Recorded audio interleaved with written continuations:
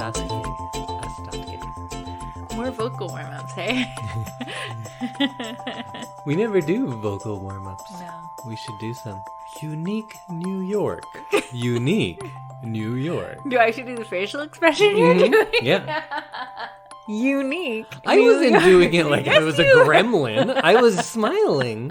I was being all happy, and then you made it look like a creepy innkeeper with a stroke. Like, Unique New York. That's not what I sounded like. No, but though. that was what the face was. Oh, well, that's nice. A big black bug bit a big black bear. Oh. She sells. No, wait. Is it all just tongue twisters? There's like vocal warm-ups they do. Sometimes they're saying, like, success and death are both but illusions. Isn't that one? Is that? I don't know. You've done more theater than I have. Noam Chomsky loves grilled cheese sandwiches. Is that a I think that's a vocal common one people say a lot. Really? Yeah. Bed bugs beget bygones. I don't think that's I think I just made anything. that I one don't up, think and it's anybody's nonsense. ever said that before. Should this be the opening and we just do a podcast now? Yeah. Hey, do you want to do a podcast? Yeah, I guess. Cool. Take it away. Hello, everyone, and welcome back to another episode of I Love This, You Should Too, a podcast which includes Indy Randawa and me, Samantha Randawa. 2 Randawas for the price of 1. Well, how much is the price of one? Free. So then how much is the price of two? Million. $1 million? Yeah. But they're getting it for the price of one, so it's free. Yeah. Oh, you guys are lucky. It's a good deal. It's almost $1 million. Yeah. Whoa. We here at I Love This, You Should Too are proud members of the Alberta Podcast Network, which is locally grown and community supported. Hi, Indy. Hi. You just come in? Yep. Fancy seeing you here at our kitchen table. Yes. Where we spend most of our time. At the kitchen table? Well, no, we usually... No, we like- don't eat any meals here. No, like next to the kitchen table. Yeah, around the kitchen. Yeah, by the kitchen. This is my home. Is Yes. the kitchen. Your home is the... Bed. Yeah, your home is the bed. Yeah. My home's the kitchen. Yeah. That's where we spend our time. Yeah. Well, today we are each going to have a quick little thing of the week, and then I'll let you know what we're watching for our big watch, which will be next week when we really analyze something, and you know how we love getting into that deep analysis. Let's thank our first sponsor of the episode, and that is the Alberta Blue Cross. Even if you're a busy business owner with more meetings than hours in a day, you can be calm and collected when your group benefit plan is taken care of by Alberta Blue Cross. Your employees can manage their own health, dental, life, and disability coverage online, anytime, on any device, making it easier for them and for you. To learn more and explore your options, you can visit them at ab.bluecross.ca. So, Indy, it's your week this week. My week! Woo! Woo! Congratulations. Thank you. And would you like to start us off with what you're into this week? Yes. My thing of the week is the musician Mulatu Astatke.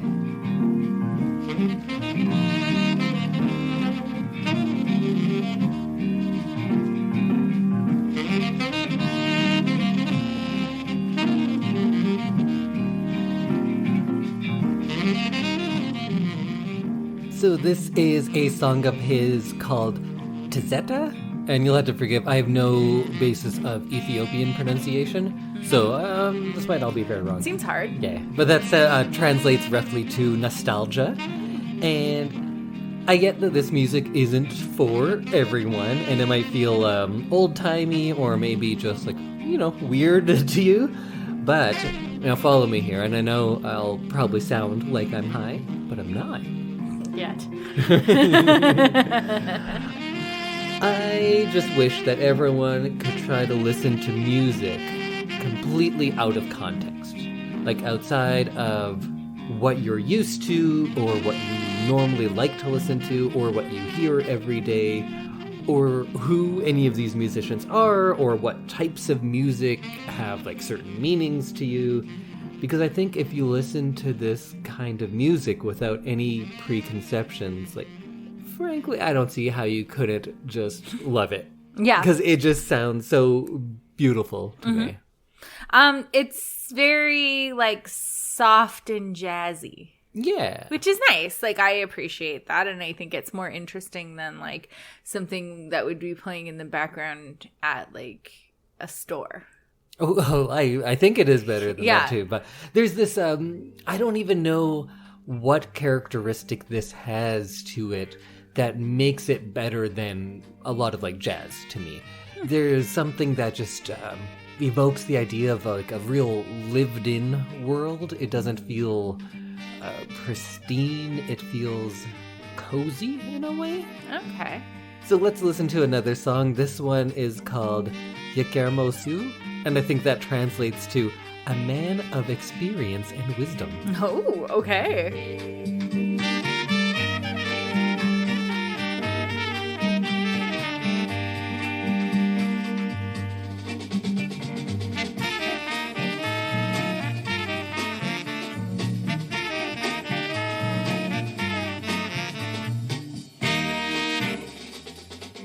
So Mulatu Astatke was born in Ethiopia in the city of Jimma in 1943, and his family sent him to Wales, and he was going to learn engineering at a college, but instead he started just studying music and got a degree in music instead of doing any of that stuff that his family wanted him to do. Okay. And then he went on to live in the United States, and that's where he kind of got more into a lot of the Latin jazz.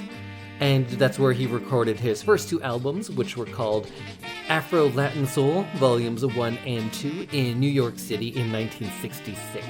And he worked on combining the more Latin-influenced jazz with traditional Ethiopian music and creating something kind of new.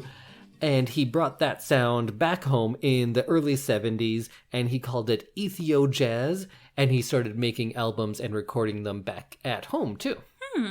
Is it a blending of more than just jazz? Well, I'm sure there's lots of other influences, because the jazz that he kind of borrows from is already Latin-inspired, so that is already a combination of the kind of more American jazz that we know with a lot of different Caribbean influences. Right. And then he's taking that and then also mixing in a lot of that Ethiopian stuff. Cool. So it's like a real mishmash. It's the official I think that's the musical technical term. term is that it's That's a real mishmash. Yeah. So this song is called Yegele Tazada, or My Own Memory. It sounds like nice montage music. I think it's like so cool. Yeah. It's like the epitome of cool. If I ever get to star in a 1970s PI movie and I'm walking down the grimy streets of New York in my leather jacket and I assume my shirt would be open too much. Right. 'cause it's the 70s. Vacation Indy.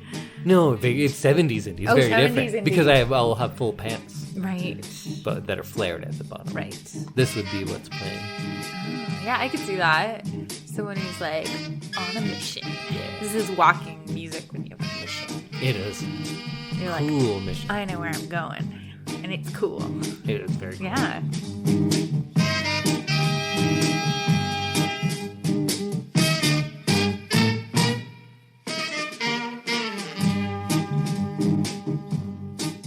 So check out his stuff. He is actually still making music, but like with so many musicians of the time, I prefer their stuff from like pre-77.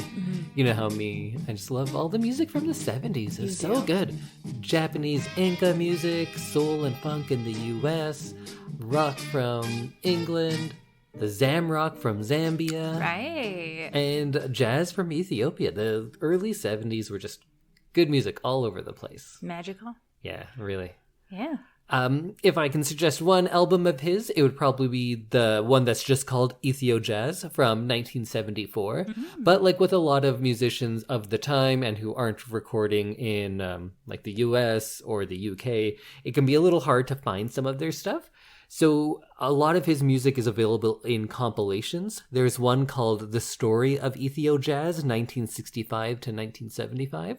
That one is very good. I think it has all of the songs that we listened to today. Or there is this very extensive compilation called Ethiopic, which is, I think it's like 8 volumes of Ethiopian music from different times. And volume 4 is my favorite. And that one is called Ethio-jazz and Instrumental Music, 1969 to 1974. And of the songs on there, I think all except for 2 are from Mulatu Astatke. So you can hear a bunch of his songs on there too. So go check them out, because that's my thing of the week. Yeah, if you ever need some like good strutting music, that sounds... Yeah, or some good chillin' music. Yeah. I think a lot of this music is good beach music too. Oh, beach? Yeah, it would be good beach. Well, how about you, Samantha? What's your thing of the week? My thing of the week is a book. It's called With You All the Way by Cynthia Hand. And I got a recommendation on this book on TikTok. It just kind of came up and someone was like, this is a really good book. You should read it. And so I did. So clearly it worked on me. Did you let them know?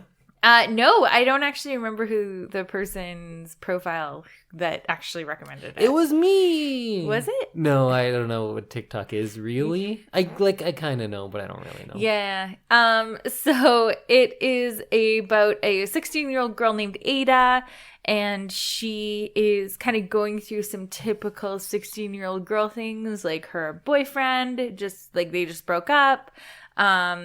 She's thinking about losing her virginity. Her sister seems very perfect and like untouchable when things go wrong. And she is very kind of frustrated with her whole situation, as only a 16-year-old person can be.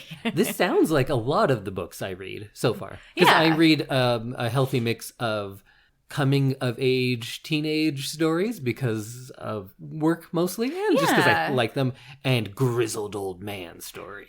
I don't really do the in between. This is not a grizzled old man story. No, but it's a teenage, maybe coming of age story. Yeah. So, Ada's mom is a famous heart surgeon. Her dad is a nurse, so they work really crazy hours. And they get to go on a family vacation every year, which is also a conference that her mom attends. And so this year it's to Hawaii, and Ada's just gone through a really messy breakup with her boyfriend and is ready to kind of just like leave everything behind. And go on this vacation. And when they get there, Ada suspects that her mom's having an affair. She feels her sister is like pulling away from her, and they can't have their usual sister bonding time. And Ada decides that if everyone's doing their own thing, she's going to do her own thing. And she kind of makes a sex plan with sex plan with the son of one of the other doctors. Oh. And so it's kind of funny. This book isn't, you know how some young adult books are like very adult and deal with things like a 20-year-old would deal with them. Mm-hmm. This felt very 16 because there was a lot of like, oh, I Googled it. Or like... Is this a book targeted at 16-year-olds? I think so. Okay. And it's more realistically 16. There's not like a worldliness that other books have for 16-year-olds, like Gossip Girl, where they're all like going out and drinking martinis every night. Is that what happens in that? Yeah. So this is like really nice. It's really kind of not innocent might be the wrong word, but it's very age appropriate. Sure. For like a 16-year-old girl. And she has like her first alcohol. She gets like really upset in that way that only people who are like super hormonal can get. And it's really interesting to kind of see the family relationships change as Ada kind of discovers what's going on in everyone else's lives. Interesting. I don't want to give it away though. Right. Yeah. So I really enjoyed this one. It was a fun kind of beachy read. It's set in Hawaii. This is for the beach too? Yeah. Wow, maybe all of our stuff is beach stuff. So it's kind of like a little vacation in a book because it's set in Hawaii. Oh, that should be the blurb on it. A little vacation in a book. Yeah. And it's definitely like the way that Cynthia Hand describes everything and everything, you can kind of get the feeling of this resort and how a lot of the time Ada's really mad because the resort is so big, it takes so long to get anywhere. So she's like grumpy about having to walk a bunch. And so it's very 16-year-old girl. And it was a very kind of heartwarming read. Were you reading it just this week? Yes. Oh, I was reading all books about 16-year-old girls too. I know you were. But they never overlap somehow. No. You know what? In one of the next couple of things of the weeks, I'll do Indy's picks for 16-year-old girls because I read a lot of those. Yeah, you read a bunch of graphic novels this week. Oh, I could just do Mariko Tamaki. She's so good. I looked over, we were like out at the cabin, I guess. And I looked over and you looked like emotional about your book. Mariko Tamaki, she's so good. That's a special book that makes you like emotional. Mm-hmm. Yeah, for sure. So if you're looking for a fun kind of light read. A beach read, you can read With You All the Way by Cynthia Hand. It was just published March 30th in 2021. And so you should be able to find it pretty much everywhere. Oh, and if you think it's really good, you should nominate it for the next year YRCA. Oh, yeah. And then you'll have to read it. So our second sponsor of the episode is Pod Power. And with Pod Power, our sponsors are making it possible for us to amplify the voices of Albertans and Alberta podcasters. This episode, the Edmonton Community Foundation, is helping us give a Pod Power shout out to Is This For Real? Is This For Real is a podcast about various facets of Black life in Edmonton. In the first season of the show, Breaking the Blue Wall, host Omar Salafu explores anti-Black racism and policing and tells stories about policing in schools, accountability in Alberta's policing system, and the impacts of police violence on Black Edmontonians. You can listen to the podcast and read more about each episode at isthisforreal.ca. And you can also support the work of these podcasters and future seasons on Patreon. Awesome. I haven't listened to that podcast in quite some time, I must admit, but I do follow it on Instagram, and I like a lot of the stuff they're putting out there. So I think just based on that, I can recommend it, right? Yes, I think so. Okay, Indy, it's time. What are we going to be watching for next week? Let me ask you first, though, when you think of not your favorite movie of all time, but when people talk about the best movies of all time, what movies come to mind? The Sound of Music. Really? Oh, okay. That's one of my favorite movies for sure. Sure. Very good. In like the grand scheme of the world, do you ever hear of like, oh, well, the best movie of all time is there agreed upon best movie?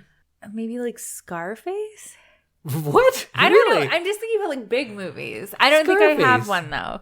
Maybe we should do Scarface instead. I'd love to talk about Scarface. I think Scarface is a 3-time watch. You watch Scarface 3 times to get it. You watch it the first time and you're like, whoa, this is crazy. And I watched it when I was like 16 and I thought that was a lot of fun and I really liked it. And then I watched it again when I was like 21 and you're like, oh, this is over the top nonsense. And then you watch it a third time when you're older and you're like, I get it. The over-the-top nonsense is a mirror for his own excesses and the excess of the 80s, of the drug culture and everything like that. So Scarface, you need to like watch it 3 times over years to fully appreciate it, I think. Okay. But I've never heard people who love Scarface and have Scarface posters, I've never heard anyone say it's the best movie ever, but it's a I don't know. I was just thinking about like big movies that have big followings. Well, I was trying to lead you into saying Citizen Kane so I could be like... I don't know that I ever would have gotten there. I thought, and I think a lot of the world believes, that even if you don't think it is the best movie of all time, it is regarded as the best movie ever made. Okay. Many people think that. Samantha doesn't, and people she knows don't. Apparently not. Never come up. Have you heard of Citizen Kane? I've heard of it. Okay. Do you know anything about it? No. I don't really know anything about Scarface either. Scarface, the one you're probably thinking of, is actually a remake. You're probably thinking of the Al Pacino movie from, I think it was like 83? Probably. Sweet soundtrack. But there was an earlier one with, I think, Paul Muni. It's like from the late 30s, early 40s maybe. Okay. Man, I really want to do Scarface now. But Citizen Kane, what does it conjure anything in your mind? Is it black and white? It is. Okay, makes me think black and white movie. Okay. Is there like a big bald guy in it? Or maybe someone wearing a hat. There might be there might be. There might be a hat in it. Okay, well, those are there my might guesses. be a big bald guy. I'm trying to think. It's about a man, and it's through the years, so I don't know if at the end if he is bald or not. I can't remember. Or if he wears a hat. At any I think he point. does wear a hat at some point. Okay. I think actually on the Criterion Collection DVD that I have, he is wearing a hat on the cover. Okay, well then that's what I was thinking. Is it? Yeah. Or are you just thinking of any black and white movie because everyone wore hats then? Yeah, probably not. You're probably correct. Tell me more about this movie. You might be thinking, you're probably thinking of Miller's Crossing. I don't know what Miller's I don't know. Crossing is. It just has hats in it. Okay. You're probably thinking of The Good, the Bad, and the Ugly. I also don't know that movie. Yeah, lots of hats. Okay. Maybe it's The Searchers. Again. Listing all hat movies. Okay. Do you know anything about Rosebud? Alberta? No. Rosebud. No, I don't know anything about that. Well, that's fun. It was like when our first episode, you didn't know the twist in The Sixth Sense. Yeah. And some things are so ubiquitous that like... He was dead the whole time. Oh, don't tell them. They might not know. This is a spoiler zone right now. No, it's not. This episode isn't. Oh, sorry. Next episode is. And only for the movie we talk about. Okay. But you know what? They've had it long enough. Yeah. Go listen to our second episode. Like 2.5 years ago. 3.5 years ago. No, it came out in 1999. No, I mean, since they've been listening to the show. Oh, since we podcasted. Yeah. Yeah, okay. Okay. Yeah, you should listen to every episode. Obviously. But what was I saying? Citizen Kane. They wear hats. You are kind of lucky that you know nothing because there are a lot of expectations. I probably shouldn't have said that it's regarded as the best movie ever made because what bigger expectation is there than that? No, that's the biggest one. I don't think I agree. I've only seen it once, and that was about 15 years ago. I think it is a very good movie and a very important movie, but it's hard to judge best movie ever made. I can only kind of talk about my favorite movie ever made. And best, I might go Godfather over this, but you know. Oh, that was the one that I was thinking. Not Scarface, The Godfather. Oh, they both have Pacino. Okay, that's why I got them confused. Yeah. Yeah. I think Godfather is a better movie than Scarface, but they're both a lot of fun. Okay. Anyway, back to Citizen Kane. Back to Scarface. So it came out in 1941. Well reviewed, did not do well in the box office, lost money and stuff. And there's a lot of reasons for that. People love to talk about that, like, oh, did you know everyone hated it when it came out? But now we think it's the best movie ever. Wow, people back then were dumb. That's not really how it went. It was very, very well reviewed and was nominated for like 6 or 7 Oscars or something. Oh, Didn't wow. do particularly well because it didn't win much. And when they would say the nominees and they'd say Citizen Kane, it got booed. What? At the Oscars. What? Aren't And- the Oscars bunk anyway? Yes, they are. Okay, good. I like your use of the word bunk as well. You're rubbing off on me. I never say bunk. You've said bunk before. What? Yeah. I've never said bunk. Then I don't know where that came from. I say crunk all the time. And dunk. Crunk, crunk, crunk. I say dunk a good bit. Yeah. And hunk. I'm always referring to people as hunks. But never bunk. Sorry. No, never bunk. That's where I draw the line. Maybe it's Kim who says bunk. It's probably Kim. Yeah, okay. Kim, do you say bunk a lot? Yeah, let us know. I was waiting for her to answer. But that whole narrative that it was hated and now we're smart and love it, that's not exactly what happened. But we'll talk into why it didn't do well, mostly because of lawsuits. Litigious. Yes, because it's partially based on, what's the guy's name? William Randolph Hearst? What's Hearst's name? The, like, big bad... Yeah, William Randolph Hearst. Yeah. So it's kind of based on his life. Not entirely, but it's a story of a wealthy, powerful man. Okay. He's the head of the media company. Hearst. Yeah, but this is a play on that. So it's Okay. it's not a biography or anything, but it's sounds good. loosely based on him. So Okay. there is some stuff like that in here. And I chose to do this now because, do you remember the last movie I chose, Ed Wood? Ed Wood, often called the worst director of all time and made the worst movie of all time in Plan 9 from Outer Space. And you remember in that movie, there's a fictional part where he meets someone. Right. In the bar. Do you remember that part? Yes. And he meets Orson Welles. Right. Who, to Ed Wood, was the greatest filmmaker of all time, who had made the greatest film of all time, Citizen Kane.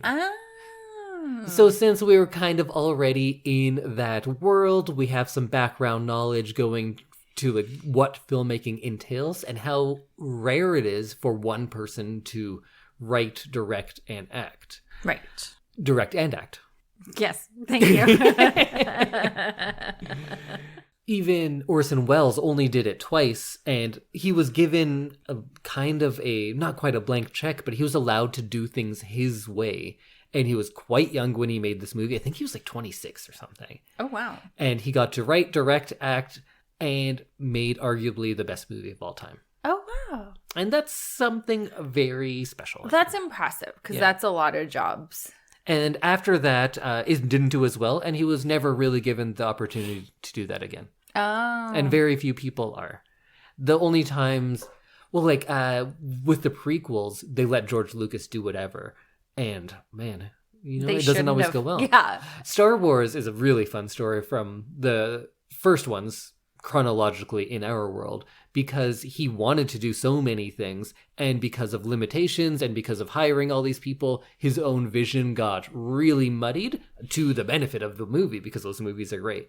And then with Phantom Menace, he was allowed to do whatever he wanted and nobody called him on anything. And we learned like, oh, he can't direct people. He can direct robots. Yeah, computers. Yeah, so when he works with people, it doesn't go as well. So Orson Welles, it's really fun to think about his career. And he's not someone that I'm really well versed in. I've only seen a couple of his movies. But he's someone that came from this world of radio, of theater, and was brought into filmmaking when filmmaking wasn't as big, because this is in the early 40s. And big, of course, but maybe not as well known. You don't bring someone into the world of filmmaking anymore, and everyone's talking about like, oh, did you hear who they're getting to make a movie? Isn't that going to be fun? We don't really do that much anymore. And that was the case. He was this prodigy from the world of theater and radio, and everyone was really excited to see what he was going to do in the world of film. And he made maybe the best movie ever made. Ever. Maybe. Yeah. A lot of people think so. I'm excited to see this. So we are going to be watching Citizen Kane from 1941, written, directed, starring Orson Welles. And he has that voice like Brain from Pinky and the Brain. So you'll get to hear a lot of that, which is fun. That's exciting.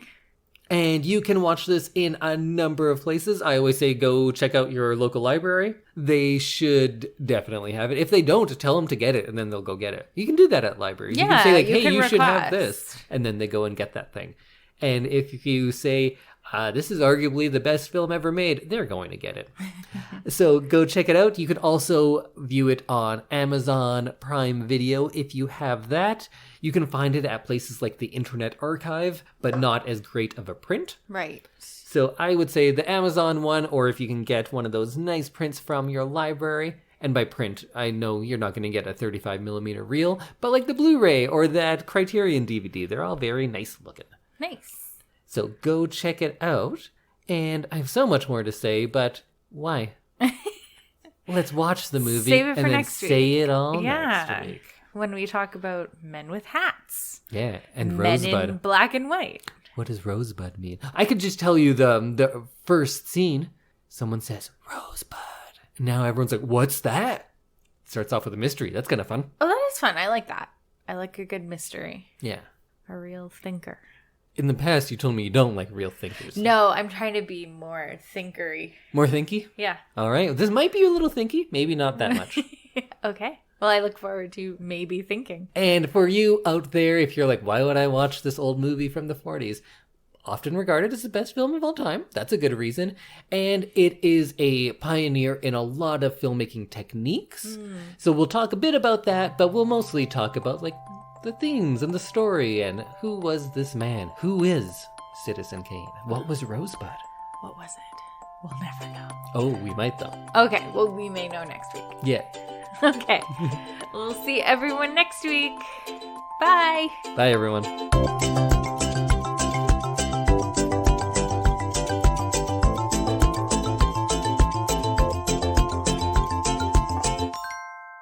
Whoa. My butt is sore. That's usually what I say. I am going to cut that out and use it in all sorts of things. No. So I'll just be like, hi, Samantha, how are you today? And then I'll just put in the... My butt is sore. No. Not granting usage access of that. You don't even listen to the podcast. I could do whatever I want to it.